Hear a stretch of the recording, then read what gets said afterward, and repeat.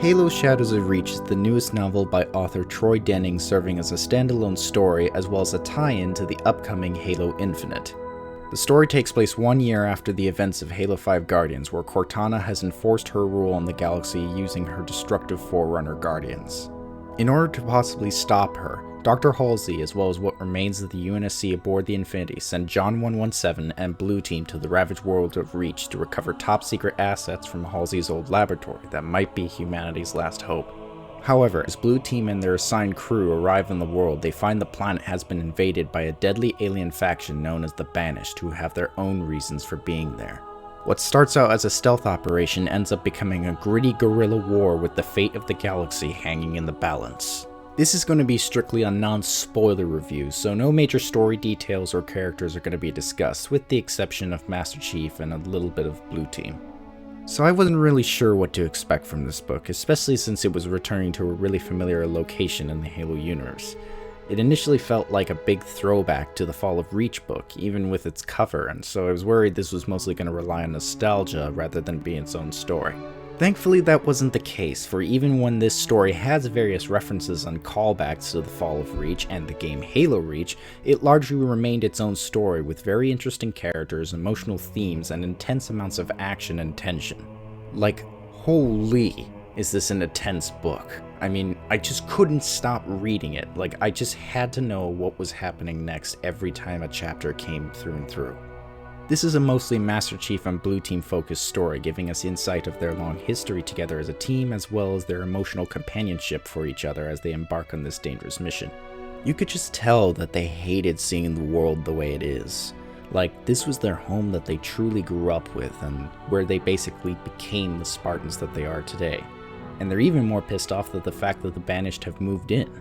However, the most interesting thing about this book is that it actually features multiple perspectives on occasion that expands on certain characters or certain factions outside of Blue Team that adds to the story, the lore of the universe, as well as how things currently stand after the events of Halo 5.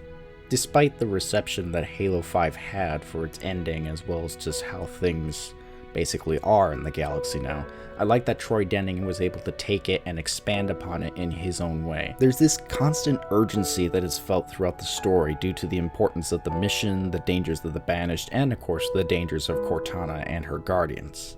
It is so nail-biting, and it gets you so on the edge of your seat the whole time, with danger just pretty much on every turn on this planet. Another interesting aspect of the story is how it fleshes out new characters as well as some of the old ones, giving them a lot of moments that impact the story in unexpected ways and actually made me feel very invested in them. It's not an easy task to make side characters just as investing as the main ones, but Troy Denning was able to pull it off beautifully.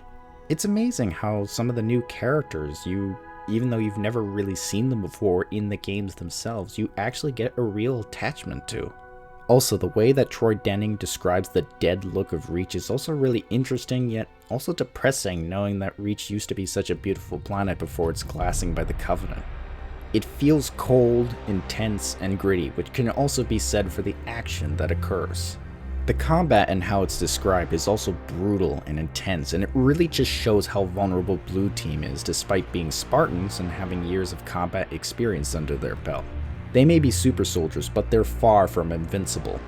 There are seriously high stakes in this book that make it feel like a full-blown epic rather than a simple standalone / tie-in. Like, this could literally be its own game. Also, the ending hugely teases major events that could transpire in Halo Infinite that definitely might make people excited for the game, whenever it comes out and whether they actually follow up with it. Which I really hope they do, because man, the things that happen, ooh, yeah, they're crazy. It's gonna get crazy, that's for sure. This book went far beyond what I expected, delivering a grueling war epic on a dead world that has a lot of surprises for readers as well as Halo fans.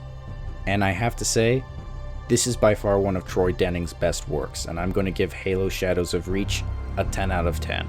Seriously, I can't recommend it enough. And based on the fact that we're going to be waiting on a while for Halo Infinite, it's definitely something to sink your teeth in.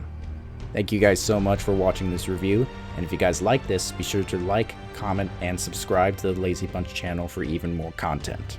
This is Megalodon302, signing off.